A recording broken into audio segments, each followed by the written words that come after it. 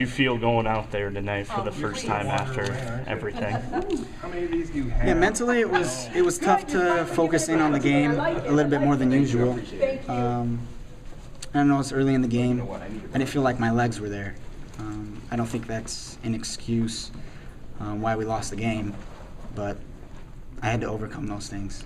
What's it like hearing those chants of 138 at times from opposing fans? Did you ever hear that? I didn't even hear that, no. You're just that zoned out? Yeah, I didn't hear that at all. Are you prepared for, what kind of treatment you may get on the road? Yeah, I think so. In high school, I was a popular player that people like to heckle a little bit, and I know college fans are even more rowdy, so I have to mentally prepare to try to drown them out and keep playing my game. What's the biggest difference from tonight as opposed to Tuesday? The team was a lot better. That team is going to win a lot of games, and they're going to beat a lot of good teams this year. So to play a team like that was definitely sobering. Brings me back down to earth, and I gotta keep improving my game. Is it exhausting, everything you've been through, all the interviews, looking over there, seeing that there is, a crew from ESPN that's kind of watching your every move? How do you feel at this point? Yeah, it's definitely been exhausting. Like I said, it was hard. It was harder to focus. It was my legs weren't where they usually are. But at the same time, we played a tough team, and it's kind of brought me back down to earth and ready to keep improving and keep learning about the system and getting better as a team. Was there ever times where, or how do you feel right now that this might all be over? That you kind of go back and just play basketball rather than worrying about interviews and ESPN and this and right. It was nice being in the spotlight, to be able to share my faith as a Christian in the spotlight.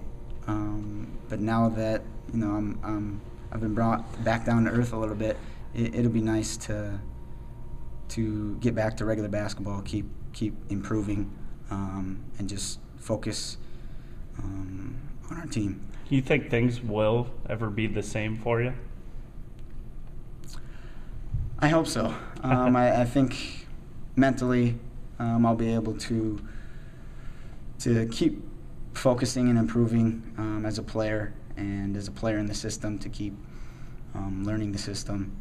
And I think after my career is done, I'll be able to look back at it. So, yeah.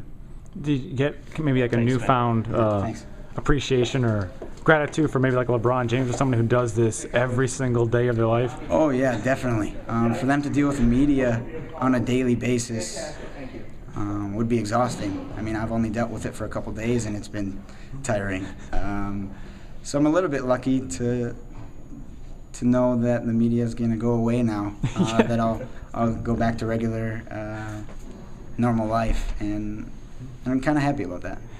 When you walked on, when the season started, did you ever think this could happen? I mean, did you ever envision something like this? No, I knew I could put up some big numbers in the system, but to set a record like that, I wasn't sure if I ever could do that. And then after you even said it, I mean, at walking off the court, did you, in your wildest dreams, could you imagine kind of what has taken place even after scoring that many points? Right. No, I couldn't. I thought, I knew I broke a record. I knew I had a good game, but for it to blow up, internationally, was surprising. Yeah, take me to the locker room afterwards. What was? I mean, you had to think how big did you think it was going to get? I mean, yeah. in your opinion. Yeah, I was shocked at the number initially. I didn't know I had that many points, and then once my teammates started texting me that Kevin Durant tweeted about me, that was probably my first moment where I realized how big it was going to be. And then at that point, you're probably just, okay, that's as big as it's going to get. Right, and then the next morning, I know Kobe talked about it, and later that day, LeBron talked about it.